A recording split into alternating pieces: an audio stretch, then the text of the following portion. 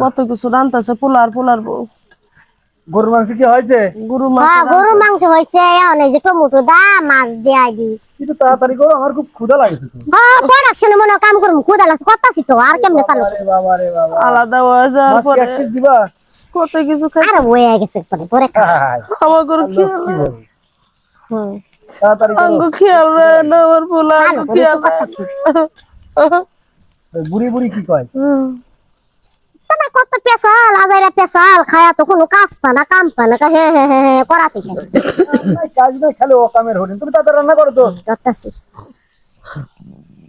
ওই গাদা গরুর মাংস রাঁধছে তোর বউ, এক টুকরা তোর বাপের দে। ওই যে তোমার মার জিভ কত ভক ভক করো, কত ভক ভক করো কে? খালি ভক ভক করো। তোমার মার জিভলাটা পানি পড়ে যাইতাছে বুঝলা করে গে, তুমি চুপ মারি থাকো। তোমার টুমটা মাছ দিয়ে রাঁধতেছে তোর বাপের অসুস্থ, একটু দে তরকারি দে তোর বাপে খাইবো। আরে তোমার বৌমা দিবে নি, আগে রান্না বাড়া করে খাওয়া দাওয়া করি, তারপরে চিন্তা ভাবনা করা যাবে। এত কথা কও কে তোমরা? খাওয়া কি পাইছো কি তোমরা? এত কথা কও? তোরা খায়া বাঁচলি তারপরে দিবি। এত ভক ভক করো যে চলো তো। কান্দো না কান্দো না তুমি। এত খাওয়ানো এত খাওয়ানো কি? খাওয়ানো কাম কাজ করা লাগে না তোমারে? খালি খাওয়া খাওয়া করে। ওগো তোমার পোলা আমারে থাপ্পড় মারলো গো। কি আছে ওরে মারে আমি কিরা পোলা জন্ম দিছি গো। জিভলার পানি পড়ে গেছে গা মাছ দেখতে আল্লাহ রে একটু তরকারি চাইছি দে, আমার কত রাত তুলো রে। আজকে এই পোলার লিগার কত কষ্ট করছি রে, নিজে না খায় পোলারে খাওয়াইছি। এই পোলা আমারে দইরা থাপ্পড় মারলো রে। ও মা গো।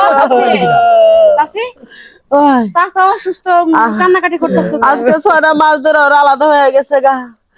ওরা ভালো মন্দ গরুর মাংস ওই যে মুরগির মাংস রান্তাছে, কইছে একটু তরকারি দিস, মাছ রান্তাছে, কয় খায়া বাঁচলে দিবনি, পরে চিন্তা ভাবনা করবো না। আইসা আবার থাপ্পড় মারলো রে। এদিকে এই এটা এই হারামজাদা এই এটা কি হয়? এটা কি হয় তোর? এটা তোর মা না? এই মা তোরে 10 মাস 10 দিন গর্ভে ধরে পৃথিবীতে আনে নাই? হ্যাঁ? আলো বাতাস দেখায় নাই? তুই তোর মার আগে পাইছিলি না বউর আগে পাইছিলি? তাহলে মারে যদি আগে পেয়ে থাকোস তাহলে মার সেবা যত্ন করা উত্তম কাজ না? তুই তো তোর একটা মাত্র পোলা, তোর মার কি আর ছেলে মেয়ে আছে রে? হ্যাঁ, তুই তোর বউর কথা শুনে তোর কি জান্নাতে জায়গা হবো? হ্যাঁ, তুই তোর বউর কথা শুনে তোর মার গায়ে হাত তুলছিস। তোর বাপটা অসুস্থ, তোর বাপটা চেহারাটা দেখদিনি কি হয়ে গেছে। শোন একটা কথা কই তোরে, যার হারাই সে বোঝে হারানোর কি যন্ত্রণা।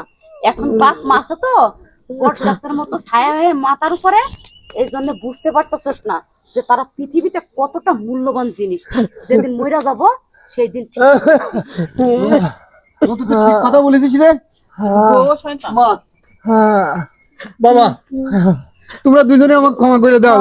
আরে এই, তাড়াতাড়ি তুই অনেক গোশ মাছ যা যা রান্না করছিস সবকিছু বাপ মার জন্য নিয়ে আয়, যা তাড়াতাড়ি যা। ঠিক আছে সব কিছু লাগবে না বাবা, একটু তোর বাপের দিয়ে খাইস তোর একটু না, তোমরা খাবা, তোমারে খাওয়া দাওয়ার পরে যা থাকে তারপরে আমরা দুইজন খাবো। এই যে শোনো ভাবি, তোমার একখান কথা কই, তুমি তো পরের বাড়ির মেয়ে, ঠিক আছে?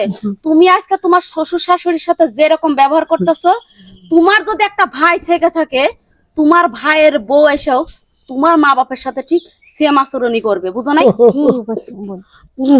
চলো মা। না বউ, তুই যাসনি বউ, বউ। ওরা ভালো মিয়া, ওরা তুই তো তোর বিয়ের কথা কইছিলাম কিন্তু তুই করলি না। জায়গা আল্লাহ যার কপালে যারে না বৌমা, 2 দিন পরে তো আমরা মরে যাবো। এই সংসারটা তো তোমার ঘরে থাকবো। তোমার মায়ের যেবা ভালোবাসো, তোমার বাপের যেবা ভালোবাসো, হেবে আমাকেও ভালোবাসো। ঠিকই কইছিলাম তুমি করো, আজকে তুমি থেকে আব্বাকে নিয়ে যাও, আব্বা কলের উপর নিয়ে যাও, গোসল করাও, গোসল করো। আমি মারে নিয়ে ঘরে যাচ্ছি, আব্বা গোসল করাও, তারপর খাওয়া দিই। খাবার দিতেছে হ্যাঁ বৌমা একা পারবো না, আমি যাই তোর বাপের নিয়ে। দেখিছো দেখিছো দেখিছো, দেখো মা তোমার কত ভালোবাসে। আসো আসো। আমরাই ভুল বুঝছিলাম আব্বা, যদি পারো তোমরা আমার ক্ষমা করে দিয়ে, আমি খুব অন্যায় করেছি তোমাদের প্রতি।